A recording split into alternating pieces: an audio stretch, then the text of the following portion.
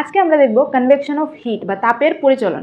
Liquid বা গ্যাসের মধ্যে তার হটার পার্ট থেকে কোল্ডার পার্টে যে হিট ট্রান্সফার হয় ওই প্রসেসটাকে আমরা বলি কনভেকশন অফ হিট বা তাপের পরিচলন। তো এটা দেখানোর জন্যই আমি একটা গোলতল ফ্লাস্ক নিয়ে নিয়েছি, হাফ জল ভরে নিয়েছি, আর আমি পটাশিয়াম পার ম্যাঙ্গানেটের একটা ছোট্ট ক্রিস্টাল নিয়ে নিয়েছি। এই ক্রিস্টালটাকে আমি জলে দিয়ে দেব কেয়ারফুললি, এটাকে হিট দেব।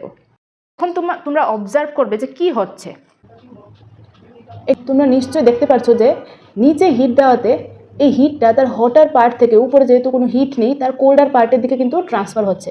আর এই ওয়াটারের থ্রুতে বা পিগমেন্টের থ্রুতে কিন্তু আমরা খুব ইজিলি দেখতে পাচ্ছি যে হট ওয়াটারগুলো উপরে উঠে যাচ্ছে আর কোল্ড ওয়াটারগুলো আবার নিচের দিকে নেমে আসছে। এই যে হিট ট্রান্সফার হওয়াটা, এই ট্রান্সফার হওয়ার প্রসেসটাকে আমরা কি বলছি?